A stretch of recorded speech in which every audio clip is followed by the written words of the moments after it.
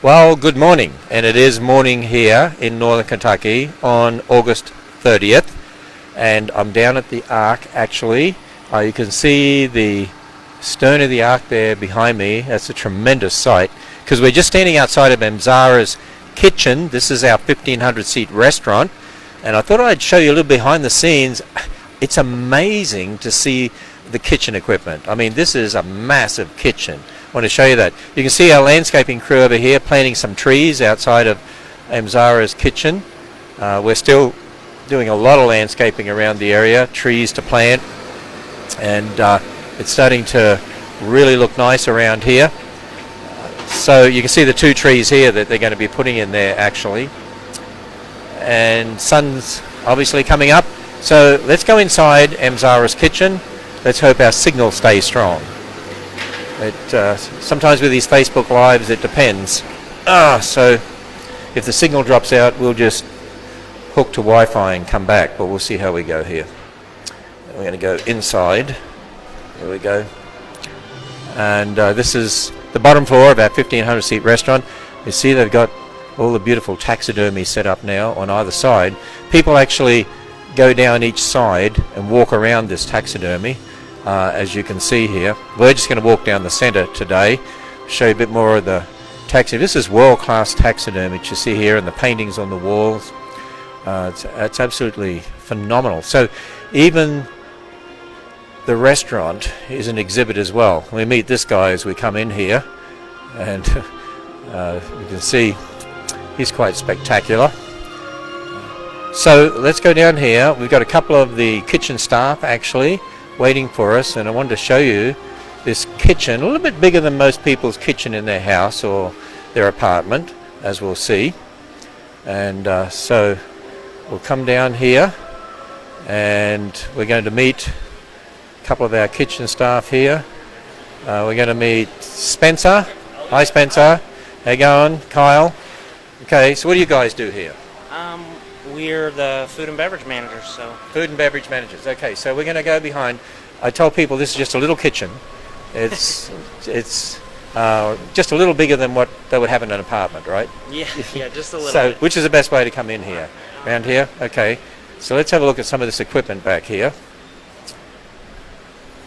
And hey, before we go in there, I see you've got one of these machines over here. You can mix and match all sorts of flavors, can't you, for drinks? Yeah. That you can mix different flavors, and it also keeps you from mixing flavors that wouldn't be good.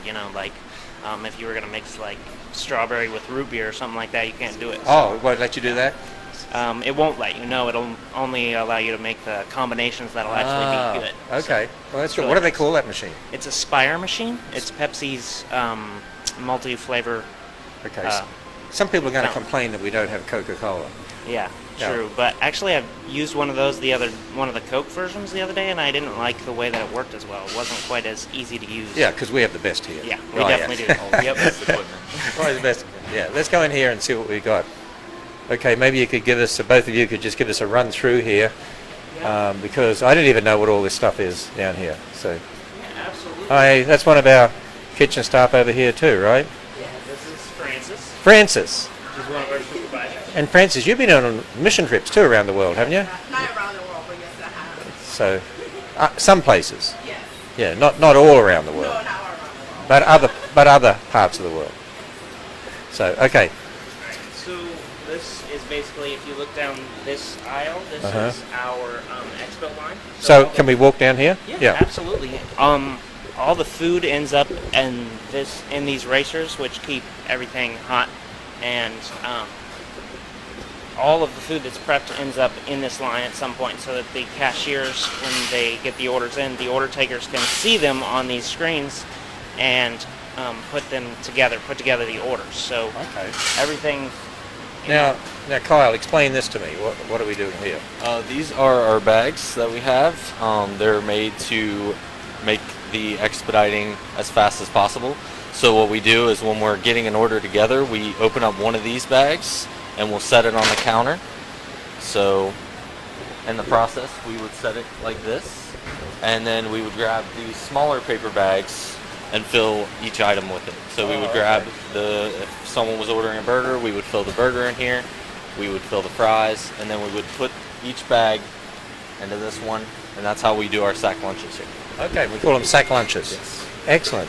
And that has on the outside all sorts of, has an Ark Animal Queers, Emzara and the Ark Animals, okay.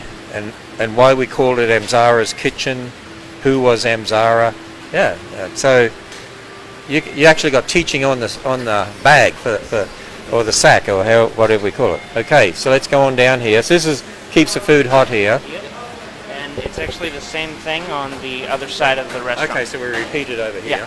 So it's a mirror image. So if we're not as busy, we can actually phase out different parts of the kitchen so that we don't have to be running everything all at once. Okay. And the orders are taken down the side or taken here or? Yeah, the orders, we've been trying a couple different ways. One of the ways that we're thinking about and testing out is having them come down the side and order there, kind of like a walking drive-through. Oh, okay. And that seems to be an interesting idea, but So what are these here? these are our souvenir cups. They are refillable here and also at the museum. And you can get different toppers with them. The kids will come in and they'll all like pick different toppers. It's really cool to see. So if you buy one of them, you can take it to the museum too? Creation Museum? Yes, they are refillable at our Spire machines and at the Creation Museum as well. Oh, okay. So we have those at the, I didn't realize we have spy machines at the Creation Museum too?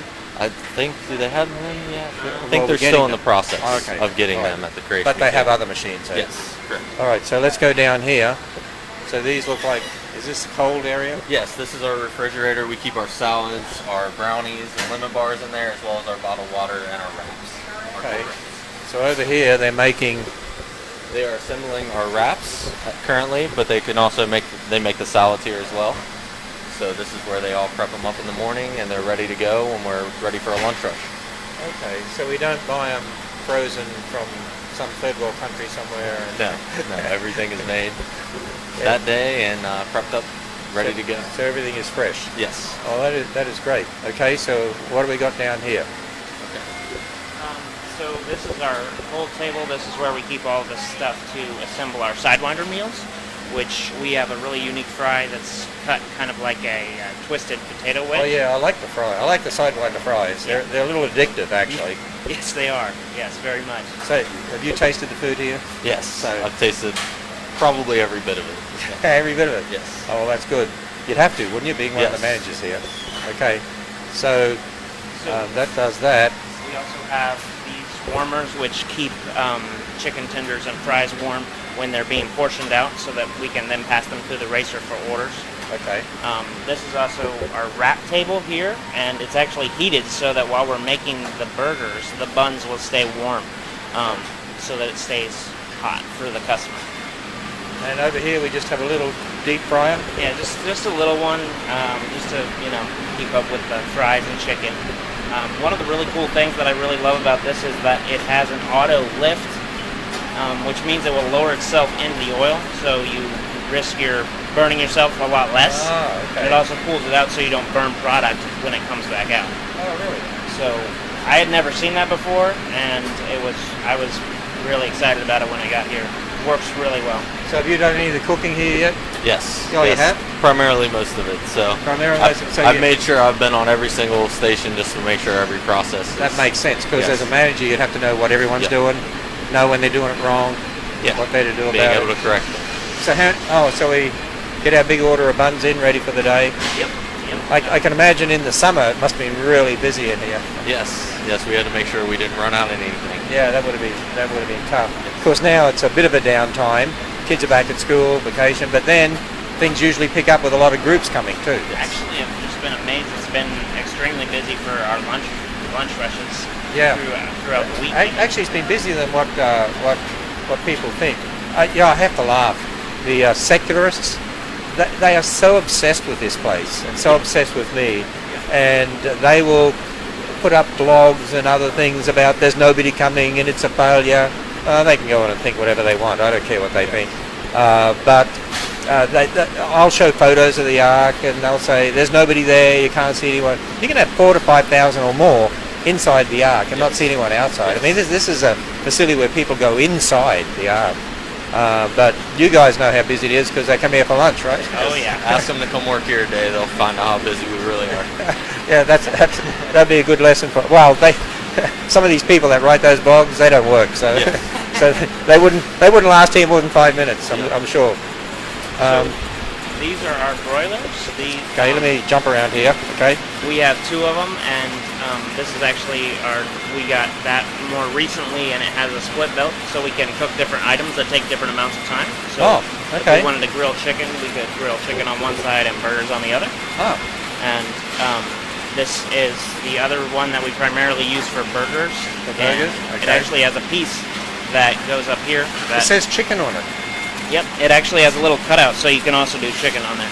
But we've been using. Oh, I see. Chicken on this side and burgers on Yep, that if you want. Yep, absolutely. Ah, Yep. okay. And another deep fryer just because we just needed another one. Just in case, yeah. Just for pure volume. Yeah, just for all the volume. Yeah. Wow, there's a lot of equipment here. And what do we have Yep. here? These are the warmer stations that are exactly the same as the other side. Okay. So they keep the chicken and fries warm. This is one of the This freezers. is one of our freezers. Because the big freezer is out the back, which is a massive size. Yes. That thing is massive. Yep. So another walk-in freezer here. Yep. And, these are our smaller freezers. Okay. We use these for immediate product, like if we're grabbing fries to cook, we'll grab them right back here, and Okay. we keep these stocked up. So, Kyle, do we have a small pizza oven? You could say it's small. Yes, we have a very large pizza oven. It's 2 conveyors, so we're able to make 2 of the pizzas at a very high volume. Oh, really? Yes. Why don't we stand in front of here? That's an equipment lift, is it? Yeah. It's our actual pallet lift. We get all of our products sent up here from the truck, so okay. they can put a pallet in there, and we can unload it into our freezers quite quickly. So, are you able to open that door at the back there? Yeah. Why don't you open that door while I'll talk to Kyle here for a minute. I'll meet you over there. So this is the pizza oven? Yes, this is the pizza oven. So it's we're able to fit 3 of our pizzas in at one point in time. So when we're busy, we just keep it non-stop loaded, and then we have a person that'll unload the pieces over here and run them up to the front for us to expedite. And so what are they preparing down here? Some of the salads? That would be our Philly meat. We have a Philly wrap that's on our menu that is very good, and we also have a Philly sidewinder meal. Oh, okay. So And he is currently cooking now. And another oven over there too. Yes, that's where he's cooking. What is this, for washing or? Yes, this is our we have a 3-compartment sink down there, and we also have a washing machine right here that runs all our dishes too. Okay. So that's an easy way to do the dishes. Yes, very better than what I'm used to. Okay, so let's come down here. I wanted to have a look down here because I wanted to show people the little freezer out the back. Now, see if our videographer can even get around there and show you the little freezer out the back here. It goes way down there. I don't know whether you realize how big that freezer is. It's do you know how long that is, that freezer? No. It's enormous. When you look at the size of that forklift down there and then compare it to the freezer there, you realize how enormous that thing is. Absolutely enormous. Okay, so then we have downstairs storage area, and you guys are getting ready for another day. I was just looking. We have our prediction on here. Even for this is Tuesday, right? Yep. And so midweek is usually lower, but you could end up with 1,000, 2,000 for lunch. So you got to get ready for it. And we're ready for it. You're ready for it. Okay. Well, I'm going to let you guys go, and I'm going to go back outside. Alright. So Kyle, thank you. Spencer, thank you. My pleasure. And go have fun managing food service for the day. We will. Okay. Thanks. All right, let's go back outside here. And there you are, just a small kitchen. I'm sure many of you are jealous. You'd want to have a kitchen like that in your apartment, your house. So let's go over here, and we're going to go outside. You know what I might do? I might I put my camera down here somewhere. I'm not sure where I put it, but okay, I'll come back and get it. Oh, there it is. Let me grab my camera. Oh, see, aren't these Facebook Lives fun? Okay, so let's go out here, and again, I love the view out here off the deck down below, and then you can go on the deck above too, as you can see here. But let's go around the front. They've already planted. Let's see, looks like they've planted one of those trees. And we'll have a bit of a look at the Ark, give you a little bit of a Ark update out here. So, you know, it's actually been a pleasant surprise for us. Well, I'm sort of not surprised in a way, because the reputation of the Ark is growing by word of mouth. But once school went back, people are no longer basically on vacation. The busy summer months are over. We always have, particularly this time of year, it always drops down a bit, starts increasing again with all the fall tours. But actually, the numbers coming to the museum and the Ark every day, even midweek, have been quite astounding. And so, as the managers of the restaurant said, been very, very busy. Well, we're looking here at the stern of the Ark, and you can see it's really a spectacular sight. We're still doing landscaping around here. We wanted to get it open, which we did, 7th of July, and so we're still doing a lot of landscaping.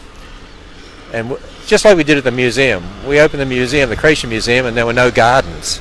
And now the gardens are absolutely spectacular. In fact, I'll be having pictures of the gardens on my Facebook today. I did tweet some pictures of the gardens and little videos of the gardens on Twitter, but I encourage people to go to my Facebook. I basically use Twitter I do a number of tweets a day, and then they take those and use them for my Facebook. That's really primarily why I even do Twitter. I don't go and read the responses to my Twitter. I had I mistakenly did that a number of months ago and realized that many of these people that respond, some of these secularists, are just so, what do you call them? Immature, childish, angry, blasphemous, and it's like a sewer, so you don't want to go and bathe in the sewer. So, anyway, I do a number of tweets a day, and then they get posted on Facebook. So I encourage people to go to my Facebook, and you can leave comments there. So we'll go inside here for a moment. Let me see, over here. No, you know what? The gift store is not open, and on that side. So let's see if it's open on this side. Here we go. Okay, because the Ark doesn't open for another 3 minutes anyway, and it's 3 minutes to 9. Yeah, so the new hours are 9 to 8 right now. I always encourage people to go to the website to check the hours, 9 to 8, except for Sundays. Sundays it's 12 to 8, and that allows our staff to be able to go to their local churches in the morning, which we want them to do. And then we're helping all the local churches by proclaiming the truth of God's Word and the Gospel here at the Ark. And so a lot of people bring friends and others to visit the Ark then Sunday afternoon and until 8 o'clock. So we walk down here. They're getting ready to start making fudge here at the Ark. They already do that at the museum. It's very, very popular. And so we've nearly got all that ready here. And we finally opened our coffee shop here, Keziah's Coffee, and ice cream. So we are selling the ice cream now, and you're all around the corner. Yep, good. I'm addicted to ice cream. So we'll come around here and look. Oh, look, we got some interesting things here in the bookstore too. Looks like an ostrich. we've got some interesting props that we have here in the gift store. Actually, we call this a gift store because a large proportion of the gift store here is fair trade resources and the fair trade material down here. So this is sold and it helps underprivileged people around the world and people who have come out of human trafficking and all sorts of interesting situations. Here's more props there, a lion and our giraffe. And you see the sign here, what is fair trade? And in essence, fair trade is a buying relationship that creates opportunity for economically disadvantaged artisans in the developing world by providing a sustainable market for their handcrafted products through long-term buying relationships. Over 1 billion people in the world live on less than $1 a day, and poverty often leads to exploitation, and the most unfortunate victims are often women and children. We work with many small producers, individuals as well as established fair trade cooperatives to provide our guests with beautiful products and provide our artisan friends with work and a reliable income, which gives them the opportunity to break the cycle of poverty and the freedom to choose a different life. Many of our fair trade partners are also ministry partners who wholeheartedly agree with our mission to obey God's call to deliver the message of the gospel individually and collectively, and are actively sharing Christ in their sphere of influence. Your purchase helps provide economic and gospel hope to needy people God loves around the world. And I would say,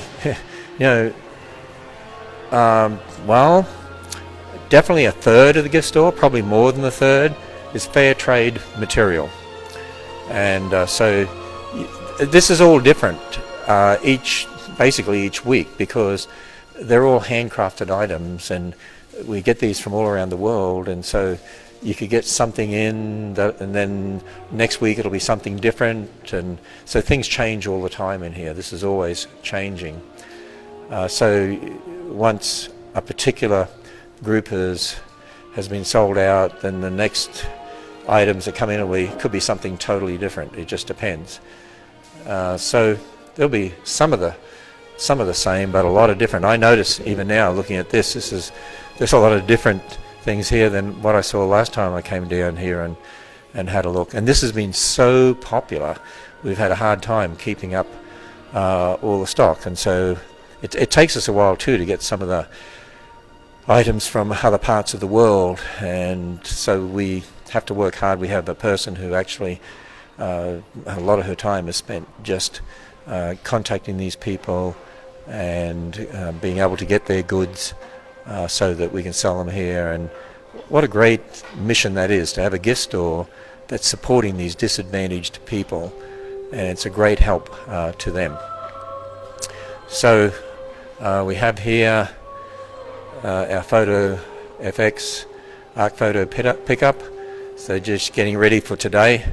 As I said, the park just opened actually.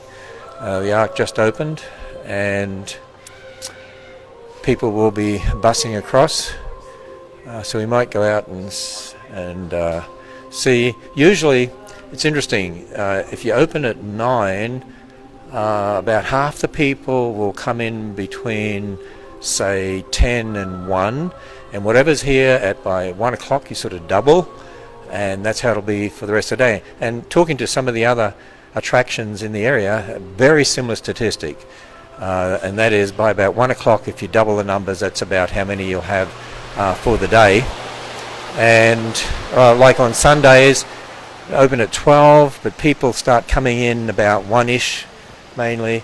You can see people now are just starting to come in, the first buses arriving over there, and people starting to come in for another day here, another busy day at the Ark Encounter. Well, we could see so much. I could talk to you for hours about what we have here. There's a beautiful shot of Emzara's kitchen in the sunlight. Let's go and just show you that. 1,500 seat restaurant. We were in there before and took you behind the scenes with some of the kitchen staff. And look at the kitchen. It's a beautiful building, Emzara's kitchen. I love that building and all the wood that's there. And again, if you want to find out information about the Ark, ticket information, prices and so on, go to arkencounter.com. That's arkencounter.com, and I'll sign off from here on August 30, and we'll see you here another time.